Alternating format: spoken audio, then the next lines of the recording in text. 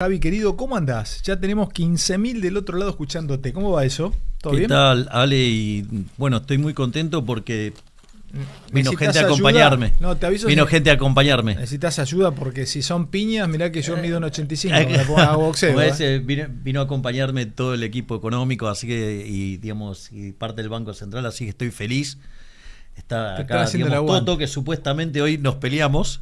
¿Qué hace Toto? Están haciendo el aguante. No, era buenísimo porque supuestamente nos peleamos en Casa Rosada y yo salí en ambulancia y yo no fui a Casa Rosada, yo estaba en Olivos. Con Toto, ¿no? Y además encima con Toto nos llevamos bárbaro. Che, están haciendo el aguante, estuvieron los chicos ahí al lado, perdón, me puedo poner remera, ¿no? De Whitesnake, sí, una de mis bandas preferidas. Así lo pasó un minuto, que nos saluden. Vení, Toto, vení un minuto, Santi, un segundo. Es tímido, Toto es tímido, Toto es tímido. Tenemos todo armado. Ah, pero no se pelearon entonces. ¿Qué hace Toto? Ahí en medio, Toto. ¿A dónde lo sentamos, Toto? Ahí. En el medio, obvio. Santi, a Santi. ¿Dónde venís, Santi? Dale. ¿Qué hace Toto? ¿Todo bien? A Bausili no lo conocía, boludo. Acá lo tenés, no lo había. Mirá qué lujo que tenés. Tenés al presidente del Banco Central. Bien, hermano, sentate acá, tranquilo. Alto, hermano, ¿eh? ¿Cuánto medís? 1,80 y... Ah, ¿y qué clase sos? ¿De qué año sos vos? 74. Ah, sos más chico que nosotros. ¿Y vos sos? 65, que no se diga. Tenés 60. Vos sos 70, Javi, 70. ¿no? 70, claro. Y yo soy 71. Nosotros somos generacionales y ustedes, bueno, vos sos un poco más chicos. Bueno, ¿cómo están? Ahora nos quedamos hablando un rato con Javi. ¿Qué pasó, loco? ¿Hubo ruido entre ustedes hoy, no? Me estás jodiendo. No, te lo pregunto porque... ¿Qué pasó? Yo creí que me estaba jodiendo. No, en serio. En un momento hablamos y me llama Javi y me dice, ¿podés creer que están diciendo esto? Me empecé a caer de risa y dije, no te lo puedo creer. Me dice, sí. No, me estaban escribiendo periodistas diciendo, che, así que te agarraste cuando lo pagas con Toto. ¿Qué? No, y que te sacaron en ambulancia de Casa Rosada. Digo, pero si estoy en Olivos. Ya me imagino. No, es que de Casa Rosada se lo llevaron a Olivos. Tipo bravo. Les pregunto algo, porque esa es una pregunta bien futbolera, tiene que ver con otro ámbito. Viste que siempre se dice que si te llevas bien como grupo en el fútbol tenés más chance de triunfar y que te vaya bien que si no. Yo no sé si es aplicable a todo, viste, la dinámica de grupo. ¿Ustedes se conocían? ¿Tenían cómo es la historia de ustedes dos? Sí, obvio. Sí. Muchísimo. O sea, todos, en el grupo, todos. Y claramente aplica, sí. Es un grupo recontraunido. Con Javi no, se conocieron. Con Javi no. ¿Y cómo fue? Y literalmente no miente cuando dice que tenemos simbiosis. Es más, ella es te diría, una hermandad. Por eso es realmente gracioso cuando dicen una cosa así. Yo digo, si la gente realmente supiera los bolazos que les meten, perdón por tus colegas. No, está todo bien. Pero yo digo, no si puede supiera ser. lo que son nuestras reuniones en Olivos. No puede ser. Yo escucho cosas y digo, es increíble. El otro día veía, cuando le contabas a tus colegas, no sé cuál es la otra, el otro lugar, el tema famoso de Love, que le mostraste. Lo que pasa es que no existe más verdad y es realidad. Porque, y bueno, boludo, porque lo contaste exactamente, ahí lo contaste exactamente como fue. Y fue gracioso para la gente que no está sabe. Bien, Toto, pero no hay. Pero igualmente te voy a decir una cosa. Igual, Javi, perdón. No hay que enojarse porque no hay más ni realidad ni verdad. Es una construcción permanente. Pero vos dijiste algo que yo sentí en ese mismo momento también, que decís, yo era uno de los dos, o sea que yo sé lo que pasó. Claro. Es como dijo Ale, pero, y los otros le dicen, no te creo nada. Es que ya no es como lo digo yo, es como se instala, Toto. Eso es un tema. Exacto. Pero hay que acostumbrarse a eso, en la misma vida comunicacional es como se instala. Para ustedes es un drama, porque en economía... Pero bueno, no me lo cebes, porque yo quiero una noche tranquila, estudié 18 días los libros, una charla que hace 2 meses que le íbamos a tener, no me lo cebes con periodistas porque quiero tener una noche tranquila, Toto. No puede ser tan mala leche de venir y tirar y te vas, boludo. Sos terrible, se ríen todos los chicos. Está picanteando el programa, Toto. Che, ¿y vos cómo sos? ¿Tranquilo con esas cosas? ¿Vivís en un microclima o lees todo lo que se publica y todo? ¿Cómo es tu vida? Microclima, total. Microclima. Sí. Sí, ignoro casi todo. ¿En serio me decís? Sí. ¿Ustedes trabajan juntos? O sea, en la oficina. Físicamente no. Físicamente estamos en edificios separados, pero obviamente estamos en contacto continuo. Y con él también. Sí. Claro. Sí. Ustedes son un Nosotros grupo. Tenemos claro, por eso te digo, pero yo sé que él no le da, o sea, no está conectado libidinalmente, no estás conectado con otras cosas de... La política te gusta, pero tampoco es que te vuelve loco. Vos estás más con la parte económica. Yo trabajo de manera hiperactiva con 6 de los 8 ministerios. O sea, con el 75% de los ministerios yo trabajo de manera activa. Sí, pero la política no te vuelve loco. No, pero es que está dividido de otra manera el funcionamiento del gobierno. Digo, esto lo expliqué hace poco. Hay un triángulo de hierro político ahora, que es Santiago Caputo como estratega, mi hermana como armadora, digamos, la política territorial, y Guillermo Franco la política, digamos, o sea, digamos, de vincular con el resto de la política. Eso, digo, cómo funciona la política. Sí. Y solamente suben cosas que tienen que ver con, digamos, que necesitan el dedo mío. Sí. Y yo estoy abocado 100% a la gestión.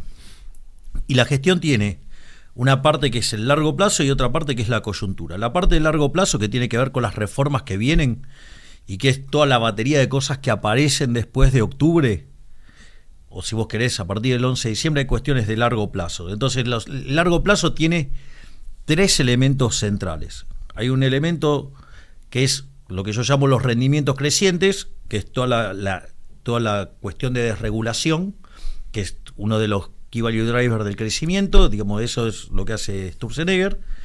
Ahora, digo, eso vos no llenás los rendimientos crecientes de cualquier manera. Ahí juega un rol fundamental el capital humano, que es el ministerio de Sandra Petovelo. Interactuás ahí, sí. Y el otro elemento también de largo plazo fundamental es las relaciones exteriores, y ahí está Wertheim. Eso, digamos, entonces hay una interacción, una interfase, si vos querés, o llamarlo como quieras, que tiene que ver con lo que sería la segunda parte de este mandato. ¿Sí? Y tiene que ver con... ¿Cómo con la segunda parte de este mandato? Y sí, porque en el 27 voy a ser reelecto.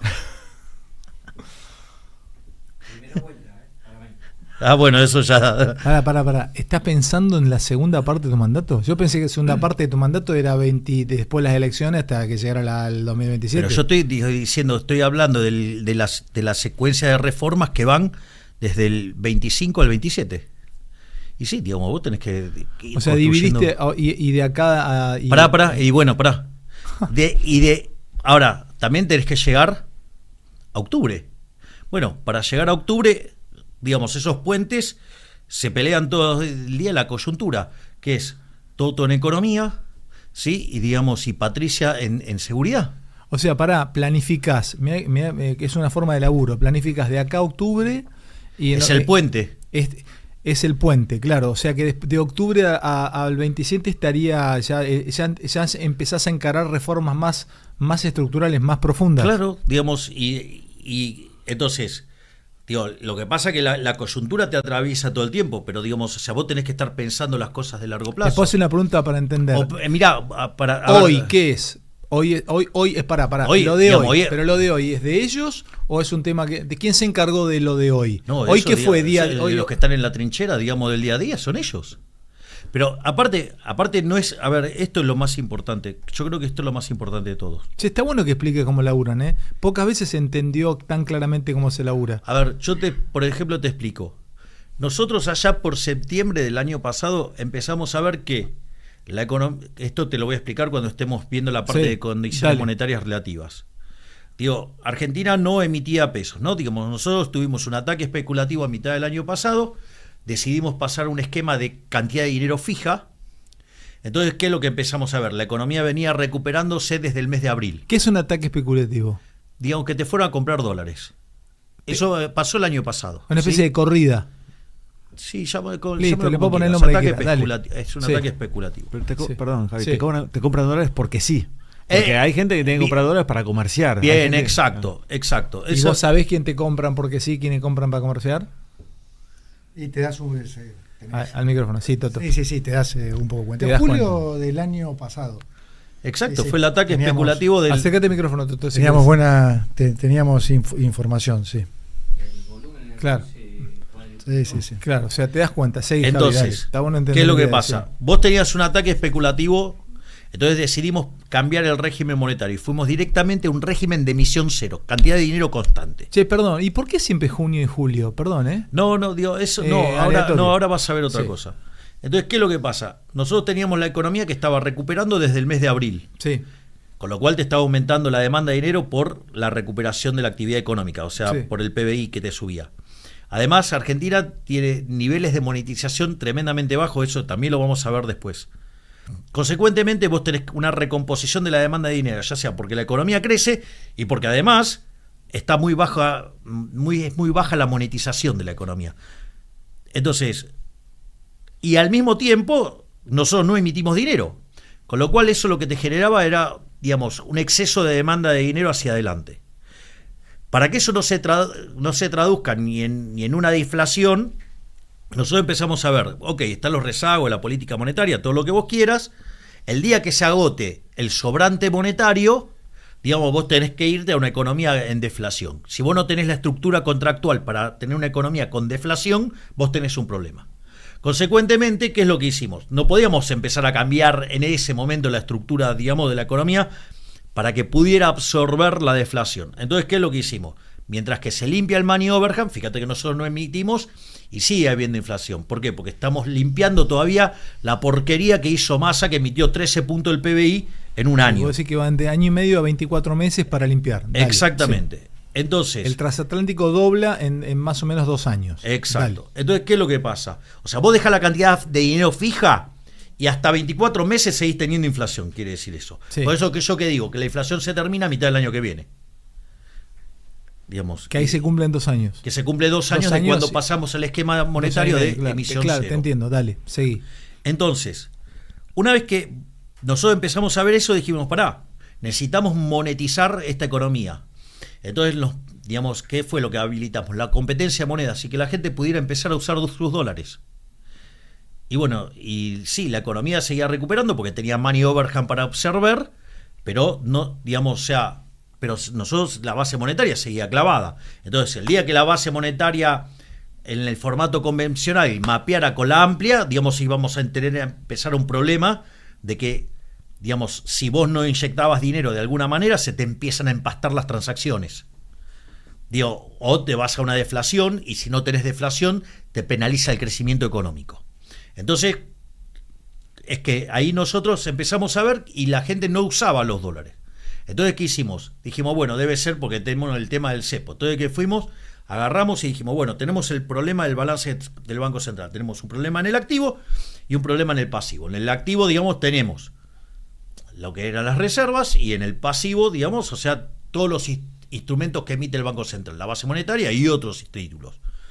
Entonces, hicimos algo inédito en la historia argentina y en la historia del Fondo Monetario Internacional. ¿Quién es el máximo acreedor del Tesoro Nacional? El Banco Central. Entonces, ¿qué es lo que hicimos nosotros? El Tesoro toma deuda con el fondo y el Tesoro, esos dólares, ¿qué hace? Cancela deuda del Banco Central. Él toma deuda con el fondo. Claro. Él, Toto. Y le paga la deuda a él. A Santiago. Toto es Tesoro y él es Banco Claro. Central. Porque él tiene un pasivo del otro lado que son los argentinos de bien. Y es una forma de respetarle el derecho de propiedad a los argentinos de bien. Todos esos políticos de mierda que putean contra esa operación, lo que están diciendo es, nosotros queremos romperle el culo a los argentinos con inflación. Nosotros dijimos no. Porque cuanto peor es el balance del Banco Central, vos tenés un activo, ¿no? Y vos tenés un pasivo. Si vos estás quebrado y el pasivo es más grande que el activo, vos lo que necesitas es que los precios suban para que se te licúe el pasivo y que el activo relativamente valga más. Cuando vos lográs poner eso en equilibrio, encontraste el nivel de precio de equilibrio. Cuanto más quebrado estás, el nivel de precios de equilibrio de largo plazo es más alto. Pero ¿y cuando él cobra Pará. Sí. Entonces, vos tomás el nivel de precios de hoy contra ese nivel de largo plazo y eso lo que hace, la pendiente de esa curva, mirá. Vamos. Ahí lo tenés, lo vas a hacer. Mirá, claro. Ahí, esto es en vivo, ¿eh? Está dibujando Javier.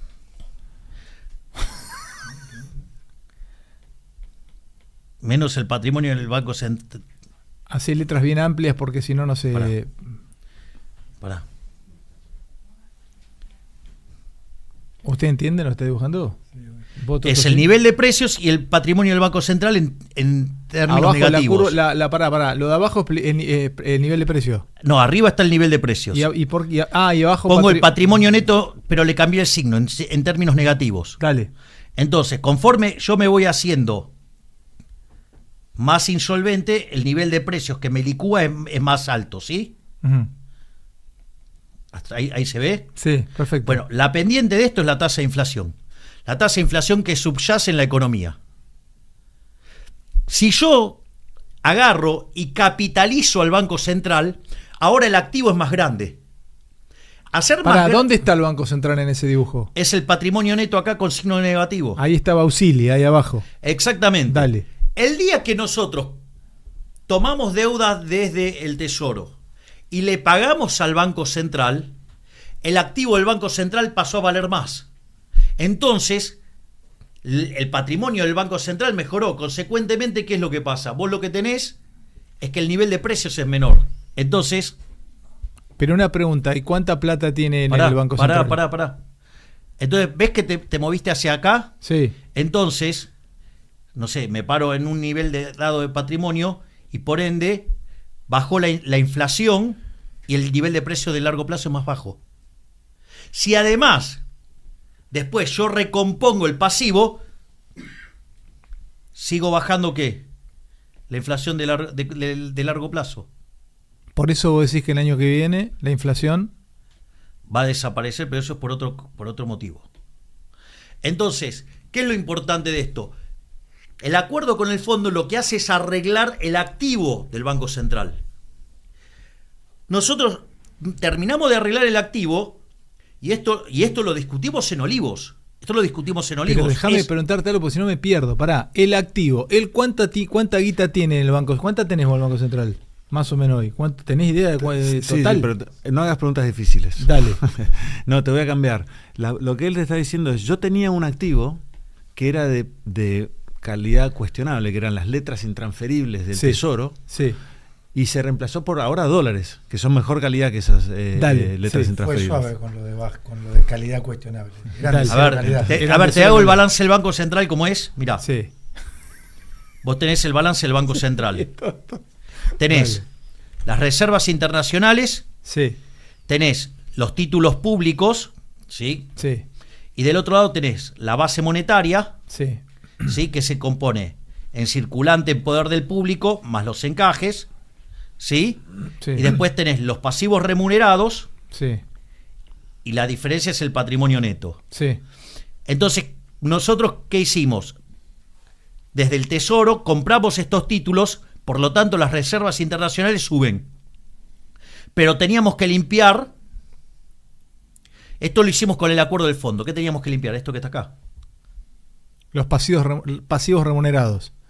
¿En qué compone un pasivo remunerado? Claro. Esos títulos públicos los compramos contra dólares. Las famosas LELIC. Esos títulos públicos los compramos contra dólares. Son las letras intransferibles. Esas eran las letras intransferibles. Pero vos tuviste que usar, que usar dólares para comprar eso. Claro, esos son los papelitos el balance al Banco Central y te baja el nivel de precio a largo plazo y por ende bajás la inflación. ¿Y era mucha guita eso? Dice lo que fue el préstamo con el fondo, más otros 3-4 billones del BID y el Banco Mundial. Fondo entra la guita y se va, lo que era para pagarle a él. La plata está todo ahí. Exacto, está todo ahí. Está todo ahí. No usamos y no solo eso. Nunca me explicaron explíquenlo fácil, muchachos. Está bien, o sea, yo no lo había entendido nunca. Está bien, era chino básico. El lunes entran 2.000 palos más. Exactamente. Que se aprobaron hoy en el fondo. ¿Y dónde van eso? ¿A vos? El mismo proceso. El mismo proceso. Él toma la deuda, recibe esos dólares, me compra estos títulos, que yo tengo títulos de él, me los compra y yo ahora paso a tener dólares en el activo, que son los que están respaldando tus pesos. Ale, esos eran los mismos, esos dólares, o sea, esos dólares no, antes ahí también había dólares. Pero durante el kirchnerismo, ¿qué se hizo? El proceso inverso.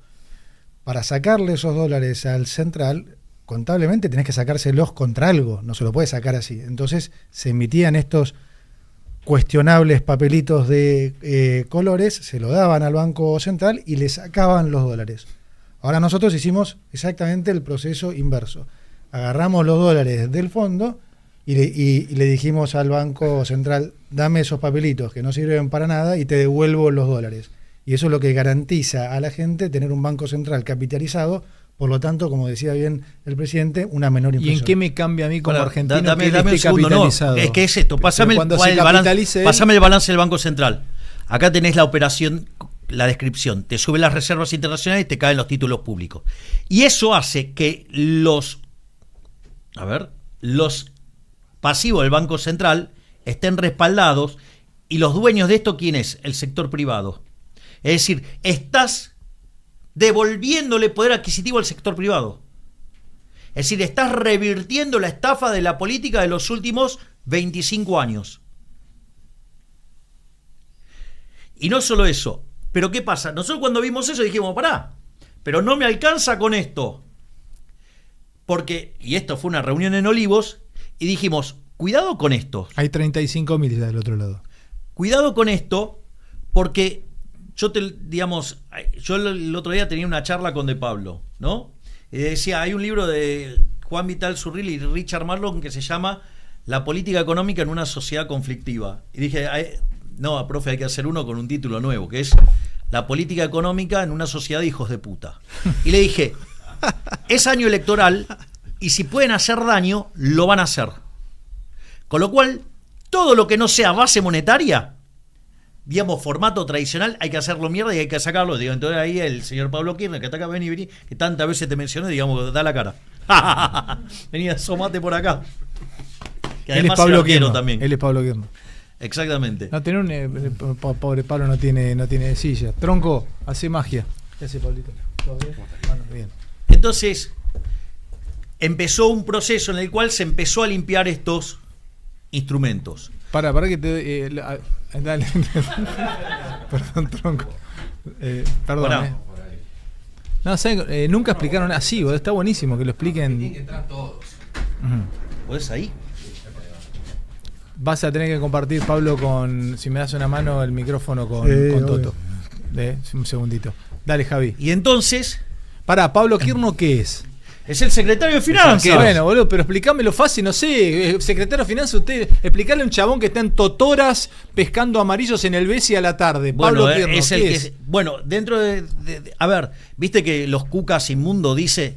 O sea, que en realidad, ¿sabes qué me di cuenta? Son una casta, no una casta, son una secta los cucas.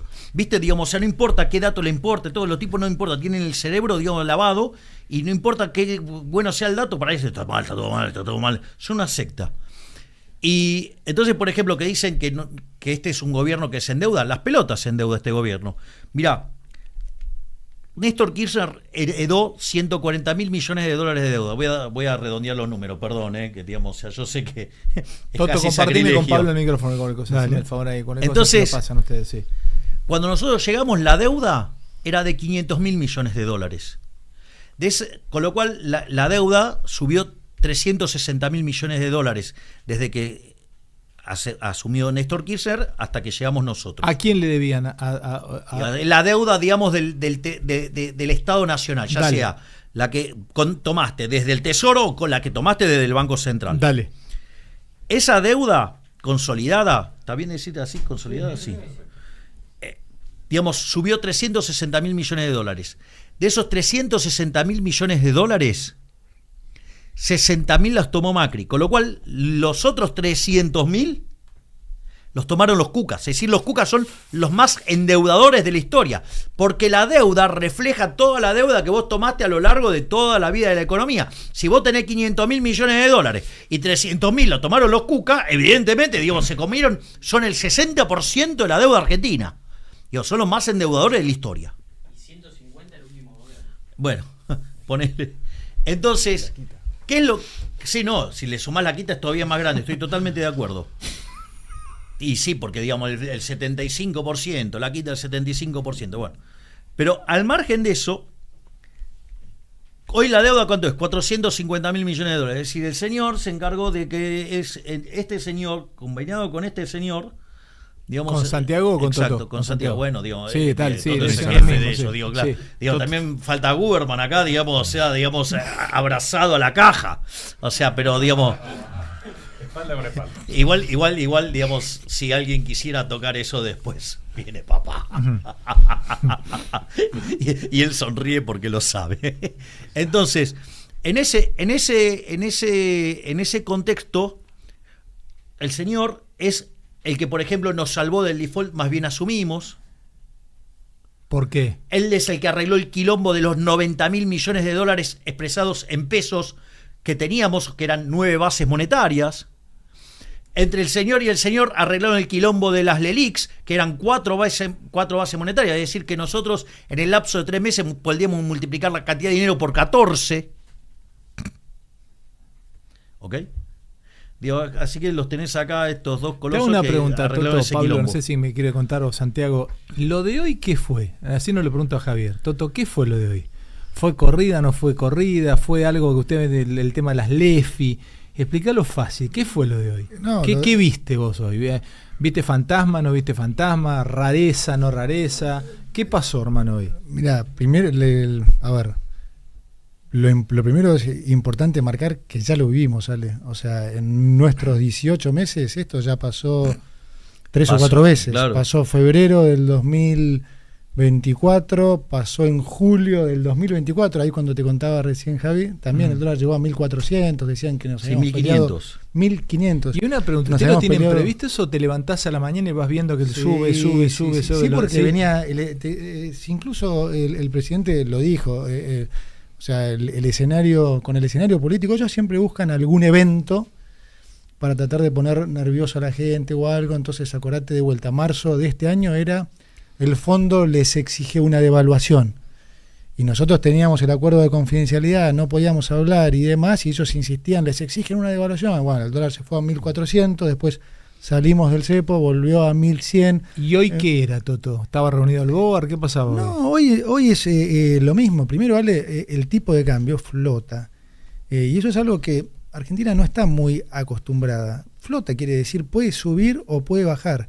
Y ya pasó de vuelta 4 veces durante nuestro mandato. Pero tradicionalmente en Argentina, para muchos, si flota es que sube. Y ahora no es así, porque nosotros tenemos controlada la cantidad de dinero. Claro, Toto, entonces ahora funciona como en un país normal. Yo de un chabón que viene y me dice, devaluaron. No, me agarro y me dice, devaluaron. Ustedes devaluaron, me dice. ¿Qué le digo yo? No, porque devaluar... Es un cambio de precios relativos. Primero, además, devaluar es algo que uno hace desde el gobierno. El tipo de cambio nosotros no lo controlamos. Es justamente libre. Flota y es libre. Por lo tanto, lo vos no interviniste hoy. Si hubiese querido intervenir, lo cerraba. Desde que salimos del cepo, nosotros...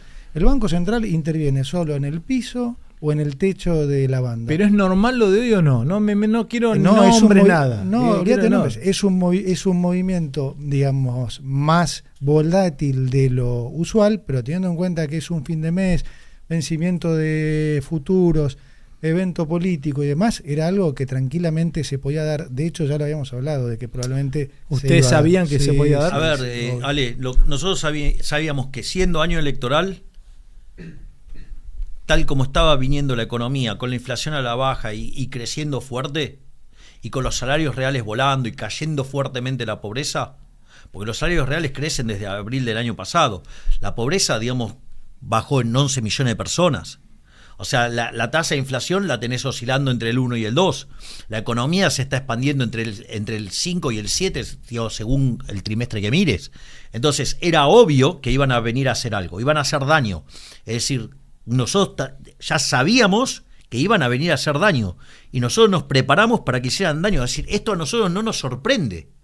Es decir, nosotros sabíamos que, digamos, iban a buscar romper porque es lo único que tienen. Entonces, hay 2 eventos políticos que están diseñados justamente para atacar en momentos muy concretos.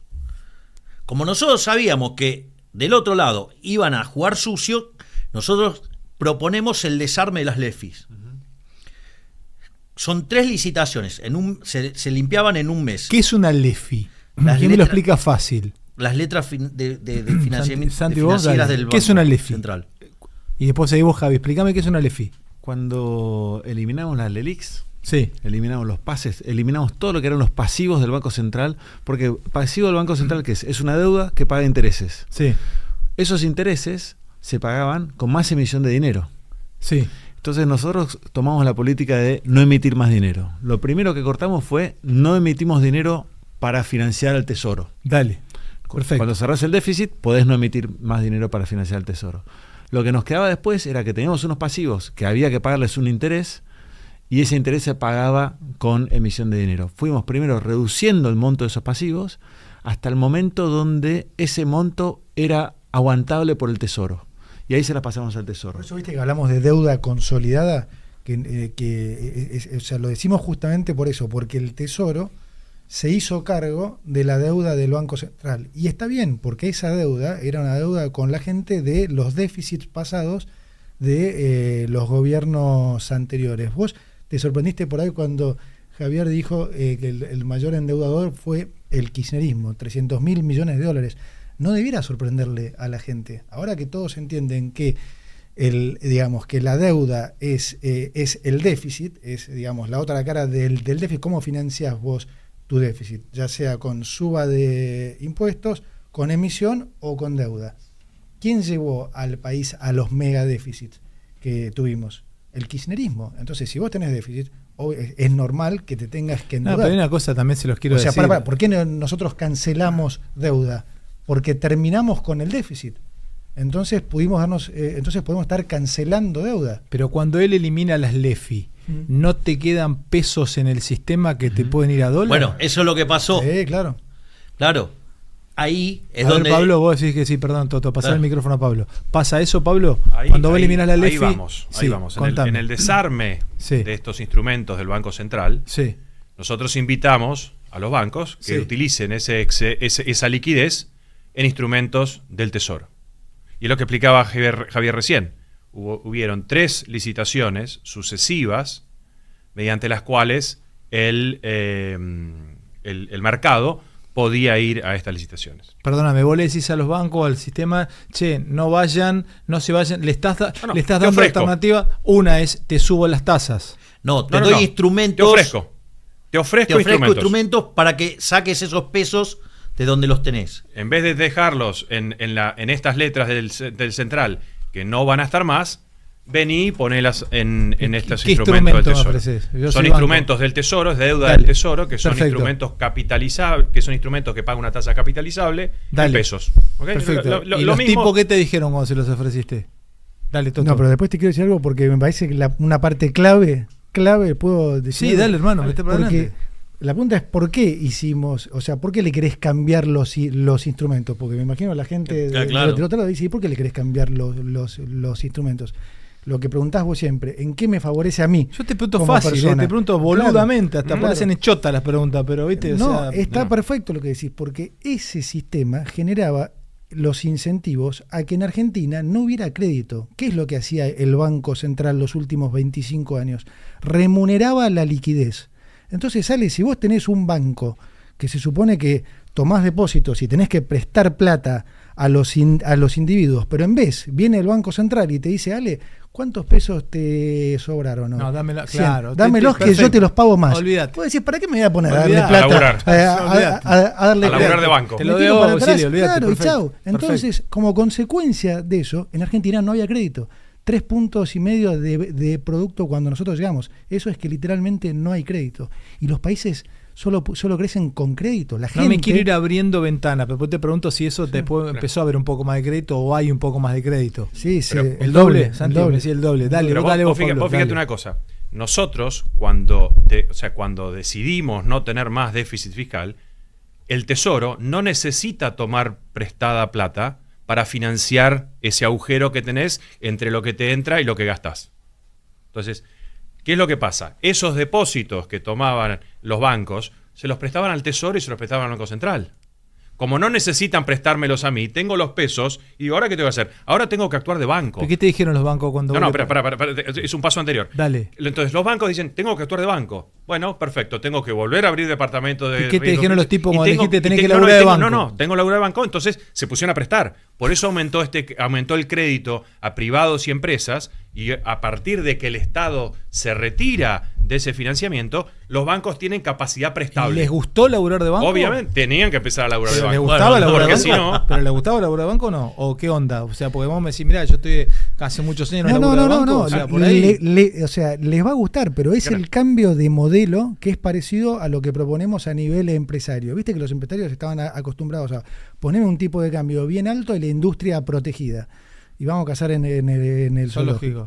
A nivel de bancos, esto era más o menos lo mismo. Entonces ahora vos le estás diciendo, mira, el central no te remunera más la liquidez. Ahora tenés que prestarle la plata a la gente. Es un nuevo esquema. Bien, muchachos, me dejan decir pero es mucho mejor para la gente. Yo voy a decir algo más violento. Déjame 10 segundos. No, yo voy a decir algo más violento. Dale, cuídate. Nosotros teníamos 15 puntos de déficit consolidado, 5 en el Tesoro, 10 en el Banco Central.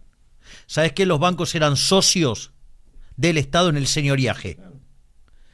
El año 2023 fue el mejor año de los bancos. Tomaban la plata de los depósitos y se la prestaban al Banco Central. No laburaban de bancos. Y en el medio eran cómplices de la estafa a todos los argentinos. Ahora tienen que laburar de banco. Genera un colchón de liquidez. Hay una entrevista genial que hacen carajo, digamos, Santi Bausili, y dice, lo ideal era que vinieran el primer día. Y no vinieron el primer día. O sea, la repartieron, hicieron todo el último día y hubo que hacerles una licitación especial. A los bancos. A los bancos. Pero vos no le podés decir a los bancos, nos dan una mano, somos argentinos. ¿Qué mano? Pero... ¿Qué mano? Le acaba de sacar, digamos, de que dejen de ser socios del señoriaje. Digo, la Argentina prebendaria, digamos, los bancos eran socios del señoriaje también. O sea, se llevaban 10 puntos del PBI repartido, digamos. El 2023 fue el año que mayor retorno tuvieron los bancos. Entonces, ¿qué te crees? ¿Que están contentos? Uy, no, digamos, ahora tenemos que trabajar de banco. Si era más fácil trabajar de empresario prebendario. Digo, cualquiera, digamos, era banco acá. Si total la ponías en el Banco Central. Entonces, en ese contexto... Así era. En ese contexto, digamos, te pegan el primer golpe político para generarte inestabilidad en la demanda de dinero. Eso después yo lo voy a graficar y todo. Pero el punto es que ahí es cuando, digamos, te atacan la moneda. ¿Qué era lo que esperaban? Digamos, como nosotros dejamos la cantidad de dinero, la tasa se fue a las nubes. ¿Qué esperaban? Que nosotros liberáramos liquidez y nos embocaban con el tipo de cambio. Nosotros dijimos, ni en pedo, la tasa se fue al culo del mundo, el tipo de cambio lo hicieron subir de 1.250 a 1.350 y a los 2 días se cayó. ¿Quién fue de la idea de la tasa para arriba? No, es un consenso nuestro. Está bien, un consenso de usted. ¿Y usted qué sintieron cuando tuvieron que subir la tasa para arriba? No la subí, lo hace el mercado. Bueno, pero les empezaron a pegar un poco. Lo hace el mercado. Bueno, nosotros queremos los precios libres. Pero entonces ustedes son libertarios, pero no liberboludos, diríamos. Sí, exacto, eso también es cierto. Y después el otro ataque, sabiendo que vos que llegabas a fin de mes, que tenías el cierre con el fondo, que no solo tenías el cierre con el fondo, y claro, sino que además tenías el cierre de posiciones de fin de mes. Entonces, y hay que estar haciendo las licitaciones y demás. ¿Qué es lo que hace? Mandan a la basura inmunda de Stiglitz a proclamar el apocalipsis. Y hoy, que tenía cierres de posiciones, ¡pum!, te hacen saltar el tipo de cambio de vuelta. Ah, estuvo como coordinado. No, incluso hasta Stiglitz estaba coordinado. No, vos te crees que, digamos, es gratis Stiglitz. Pero alguien le da bola a Stiglitz. Yo te voy a contar algo. Bueno, de hecho terminó poniendo a su muy amiguito de ministro. Pero no importa, digamos, o sea, al pasante puso, al tronco ese. Pero no importa, digamos, es un detalle menor. Digo, pero apoyó a Chávez, apoyó a Lula, apoyó a Dilma Rousseff, digamos, apoyó a Castro, o sea, apoya, digo, todo lo malo del barrio, él lo apoya, todo lo que sea rojito lo apoya. Vos sabés que una de las cosas, en la época del kirchnerismo venían mucho Stiglitz y Krugman, ¿no? Dos delincuentes. Y un día, Krugman de repente descubrió que había inflación, descubrió que había corrupción, descubrió que había un montón de problemas con el kirchnerismo. ¿Sabes qué es lo que había descubierto Krugman? Que el cheque de Stiglitz era 5 veces más grande. Entonces se calentó y empezó a decir la verdad. El otro, digamos, mientras que el cheque sea el tamaño que le gusta, bárbaro. Qué locura. O sea, armaron todo, fue un laburo de pinza, entonces. Y obvio, digo, pero vos que y nosotros, pero pará. Si vos me decís, ¿esto nos sorprende? No nos sorprende. Porque en realidad, digamos, ¿cómo dije que se tiene que llamar el libro? La política económica en una sociedad, hijo de puta. Claro. O sea, Acá el problema, digamos, o sea, es sí que vos estás medio fuera de todo. Acá la batalla es de ellos van al frente. Infantería, Marina. No, vos estás más tranquilo. Vos estás en la oficina. Estos se van a cagar a trompadas. Este es un equipo, olvidate. Tanto la Pero te agrego algo de lo que decías recién. Dale, ¿qué me decías, Toto? No, que yo te digo, vos pensás que todos los otros ataques, si querés, que tuvimos durante este mandato, eran en situaciones económicas claramente más débiles. Acuérdate, o sea, febrero del 2024 recién empezábamos, teníamos reservas recontra negativas, un overhang monetario impresionante. Julio del año pasado lo mismo. Vos pensás que la situación actual ahora en realidad nos agarra más sólidos que nunca, con la inflación en los niveles más bajos, el Banco Central capitalizado, la economía creciendo. Todas las otras veces habíamos estado en una situación. ¿Hoy les vino bien el acuerdo, muchachos? El acuerdo la revisión es buenísima, es mucho mejor para. ¿Hay algo que me puedas contar, además de los 2.000 palos que se acomodó? Hay una cosa que se acomodó que es muy importante para. Contalo con mercado, detalles. Que es, escuchen esto, Teníamos una meta de acumulación de reservas. Y ahora esa meta de acumulación de reservas se revisó en un cronograma mucho más acorde a lo que es la lógica del programa económico. ¿Te piden que acumules menos? Menos durante este año, más entonces se hace mucho más lógico, porque la acumulación de reservas. ¿Cuánto ese waiver, cuánto te dijeron? Más va o a menos. Ser no es un waiver, es una reestimación que es aproximadamente 5.000 y algo de millones menos para este año. Entonces es algo mucho más lógico, porque la acumulación de reservas en definitiva es una consecuencia de las bondades del programa económico. Entonces vos no podés poner, digamos, una fecha exacta en la que decís, bueno, tal fecha voy a comprar tanto. De hecho, pasó ahora que teníamos esta revisión con un determinado target de junio, 13 de junio. Por ahí las reservas las compro en el 18 de junio. Vos no podés tener exactamente una fecha en la que decís, acá es donde. Entonces ahora el cronograma quedó mucho más razonable. Creo que al mercado le va a gustar y eso nos debiera facilitar la reinserción de Argentina en los mercados de capitales para por lo menos refinanciar el capital. Ten en cuenta, como te dije antes, que nosotros venimos cancelando el capital, cosa que ningún país hace, desde hace 18 meses. O sea, no solo con nuestro superávit primario pagamos los intereses, sino que además venimos cancelando capital. Hemos cancelado deuda consolidada, 54.000 millones de dólares ya. Cuando escuchás que el kirchnerismo dice que nos endeudamos, hemos cancelado 54.000 millones de dólares. El último gobierno se endeudó en algo más de 150.000, nosotros cancelamos 54.000. Che, Toto, y te hago una pregunta. El número del dólar de hoy, porque también es muy psicológico, chicos, ¿no? Se los digo desde mi lugar también de comunicador. Es muy psicológico, ¿viste? Te mueve, te descerebra, ¿viste? Ves el número de arriba, está en la tapa de todos los diarios. ¿Baja eso en los próximos días o se queda ahí? No, pero no es un número, Ale, de vuelta, nada raro. Pensá que nosotros asumimos prácticamente con el dólar en 1.200, o sea, esto es un 10% arriba de cuando nosotros asumimos. 6% arriba. Es Julián Josovich, lo marcó, es muy bueno. 6%. Imagínate. O sea, en un año y medio, 6%. Imagínate, ¿no? Y ya lo vi, y además en julio del año pasado, como decía Javi, estuvo en 1.500, o sea, por eso te hago la comparación, 1.360 ahora, con fundamentos económicos muchísimo más sólidos, porque de vuelta, en julio del año pasado la inflación no estaba en 1,5, estaba en 4,5, no teníamos acuerdo con el fondo, el Banco Central no estaba capitalizado, o sea que hoy estemos en 1.350. O sea, están tranquilos ustedes, muchachos. No, yo pensé que estaban alterados, loco. Yo te puedo demostrar que es un disparate lo que está pasando en el mercado. Claro.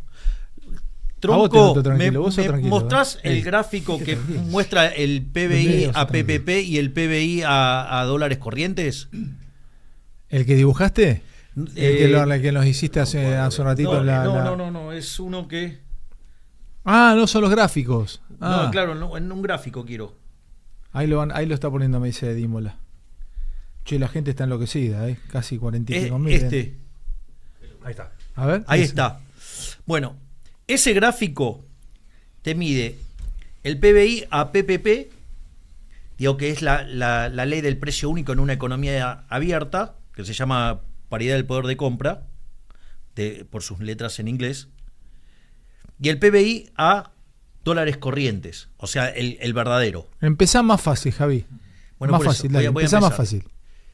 El PBI a PPP se calcula de la siguiente manera. Se toma lo que vos producís en Argentina, sí, y se ponen los precios de Estados Unidos. Sí. Es decir, y el PBI, digamos, a dólares corrientes es lo que vos producís hoy a dólares corrientes. Dale. En Argentina. Si el PBI de PPP te da más alto que el de los corrientes, eso significa que Estados Unidos es más caro que vos. Es decir, tu moneda está depreciada. Y si tu PBI corriente estuviera por encima del PPP, tu moneda está apreciada porque tus precios domésticos son más altos que al tipo de cambio. Claro. Es decir, en equilibrio ese número, ¿sabes cuánto tiene que ser? 1. Si vos te fijás, ese número es 1,70. Hoy.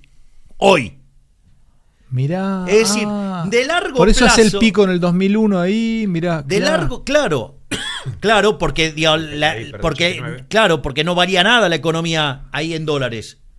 Entonces la relación entre el PBI medido a PPP y el corriente era enorme la diferencia.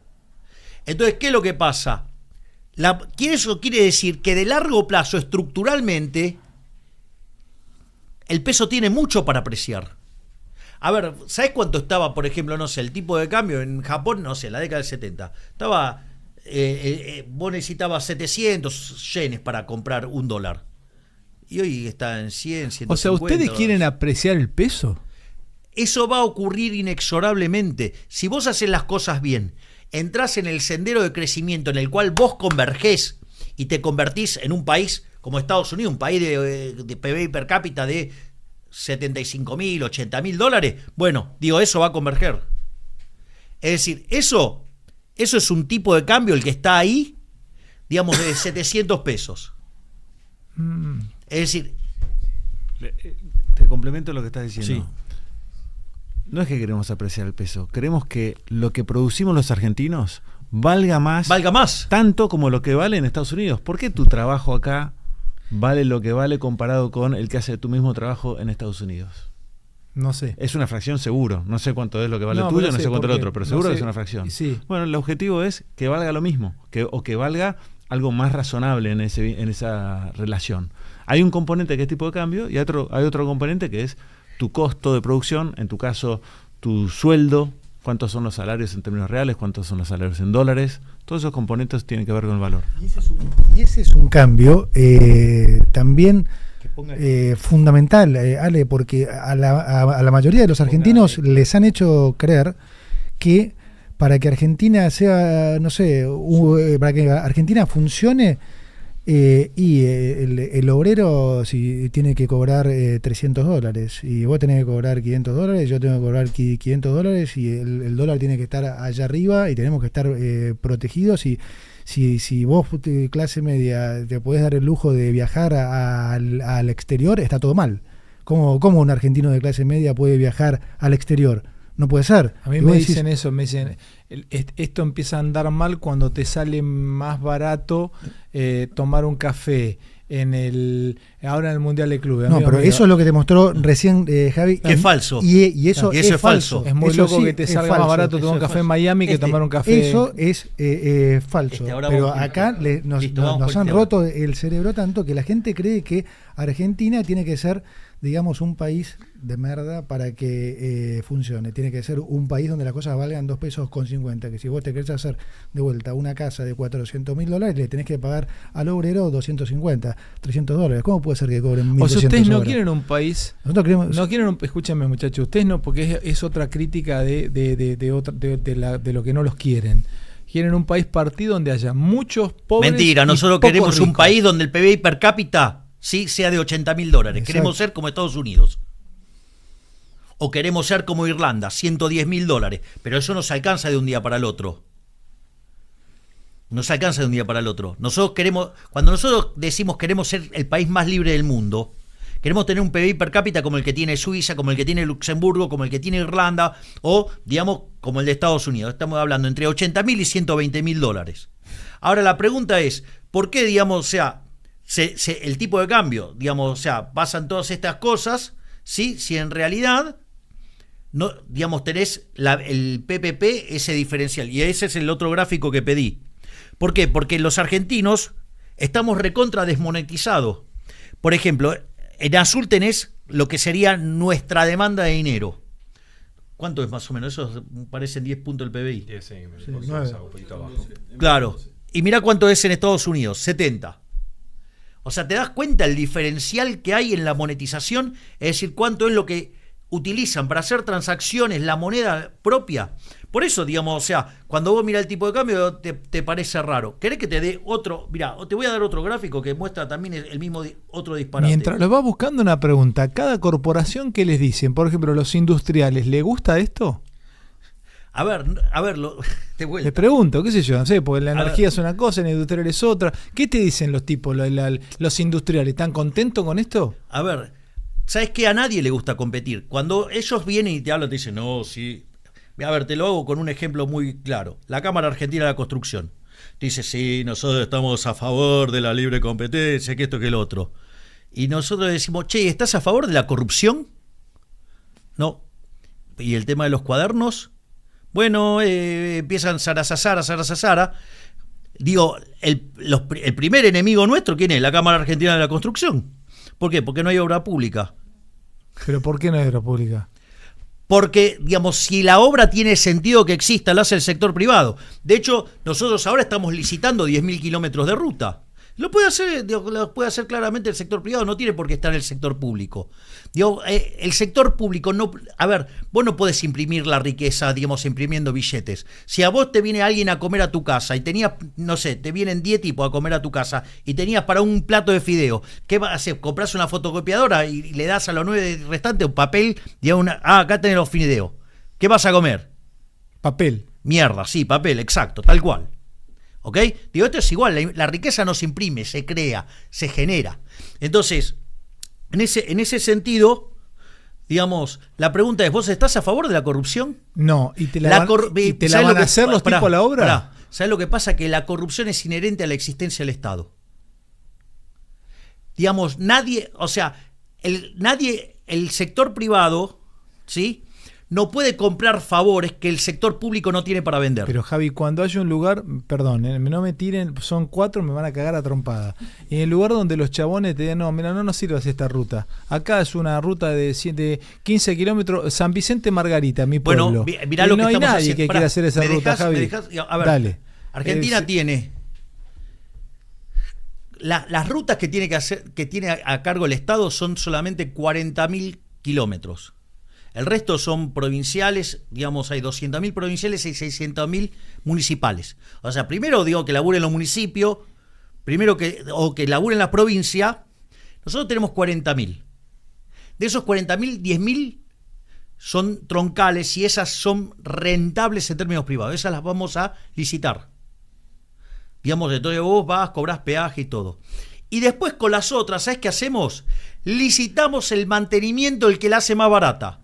O sea, creamos mecanismos que regeneran resultados como si vos tuvieras un mercado competitivo. ¿Y quién le va a pagar ese mantenimiento? No, nosotros lo licitamos, digo, el que se presenta, digo, va y lo hace, y le pagás. Como no lo pueden explotar vía peaje, buscás un mecanismo por el cual vos eficientizás y llevás al mínimo el gasto público como si fueras un privado. Tanda, ¿usted qué les parece eso? ¿Pablo? Porque es la mejor manera de hacer obra en la Argentina. Porque justamente vos tenés la necesidad de transportar personas, de transportar bienes, y entonces el sector privado que quiere transportar bienes también está interesado en que esa ruta sea bien hecha, que funcione, que se pague lo que se tiene que pagar, que no haya una tarifa social de peaje donde pagás 4 lucas el colectivo en un diferencial y pagás 2 lucas de peaje. ¿Puedo hacer una nota de color? Perdón, después ¿Sabes dónde está la trampa? La trampa discursiva. La trampa en las palabras que hacen los zurdos de mierda. En que vos a una obra de infraestructura la llames obra pública. Entonces la gente tiene la sensación que eso lo tiene que hacer el Estado. No, si tiene sentido económico, lo va a hacer el sector privado. ¿Y si no tiene sentido económico, Javi? ¿Y vos creés que estratégicamente puede servir? Entonces lo haces. Digamos, harás una evaluación social de si eso tiene sentido, y cuando eso es una metodología que desarrollaron los chilenos. Pará, me gusta eso que decís. Entonces, no es que talibánmente, si hay algo que no lo hace ningún privado... Somos liberales libertarios, no liberales libertarados. Lo vas a hacer entonces. Pero vamos a buscar mecanismos que asimilan al comportamiento competitivo. Está bien, Javi, pero si hay un lugar donde no llega nadie a hacerlo privadamente, ¿lo van a hacer ustedes? Pero lo hacemos con mecanismos que evitan la corrupción. Bueno, pero me deja re tranquilo que lo van a hacer. Sí, obvio, pero lo que no le podés permitir a los parásitos, no podés permitir que entre el parásito mental llamado Estado benefactor. Lo puede hacer el sector privado. Se llama, pero ¿dónde está la trampa? Que una obra de infraestructura se llame obra pública. Es una obra de infraestructura. Y vos podés elegir cómo financiarla. Vos podés ser el coordinador. Suponete una sociedad y está aislada de otra sociedad que vía un río. Y vos te das cuenta que comercializando vas a estar mejor. ¿Y qué carajo haces? Un puente. Ok, un puente. Entonces la pregunta es ¿cómo carajo hacemos el puente?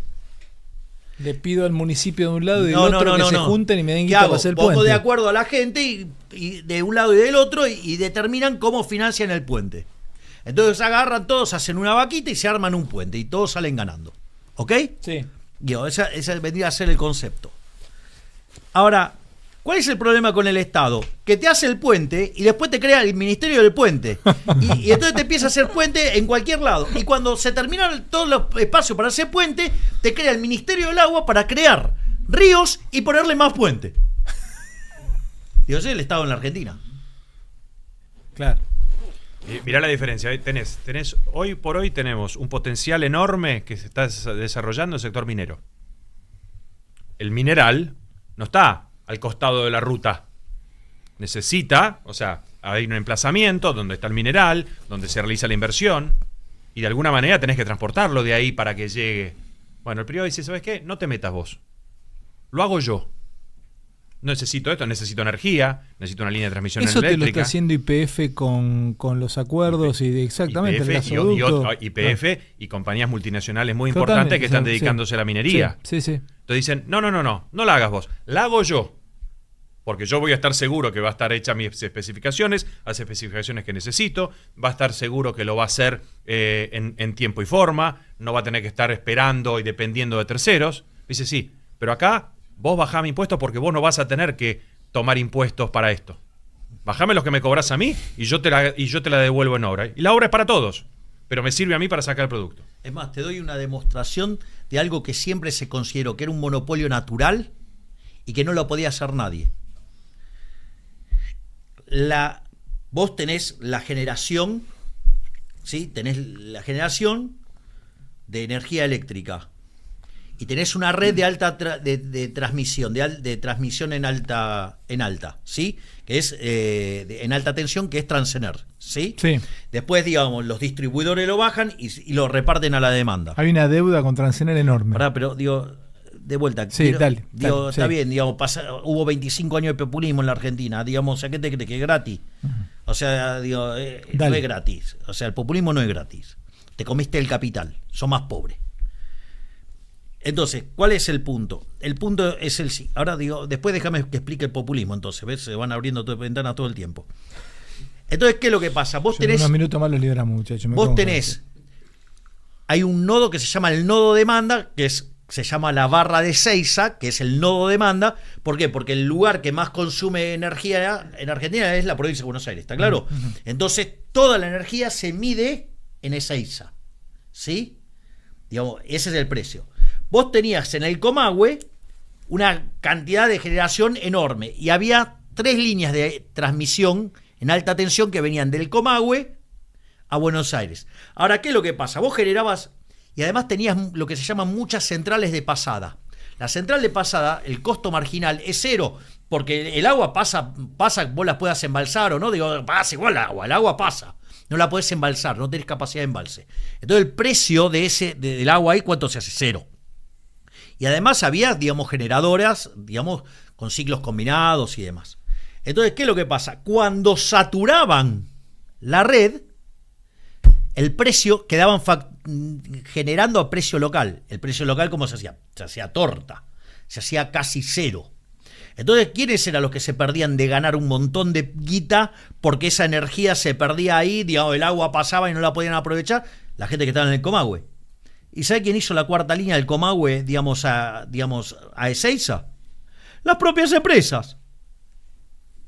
Porque meter una línea de transmisión más le permitió ganar. O sea, entonces lo que históricamente era imposible que de la transmisión se ocupara el sector privado. O sea, que es real que te lo acomoda el sistema, claro, te entiendo. No solo eso, vos fíjate que cuando estábamos en el desastre populista que estábamos, por ejemplo, se hizo el gasoducto Perito Moreno. ¿Cómo se hizo el gasoducto Perito Moreno? Se hizo mediante obra pública. Andá, fíjate los precios que se pagaron por no tener acceso a financiamiento, por no poder hacer las cosas como se deberían hacer. ¿Qué pasó? Cambiamos nosotros de raíz todo el sistema. En 8 meses, desde que nosotros empezamos, salieron los proyectos de Rigui, salió este proyecto de un oleoducto de Vaca Muerta Sur, con un consorcio de 8 empresas, financiado enteramente por empresas privadas, con financiamiento privado, mucho más barato, y consiguieron financiamiento privado. ¿Por qué consiguen financiamiento privado? Porque nosotros no necesitamos financiamiento. Como nosotros necesitamos financiamiento,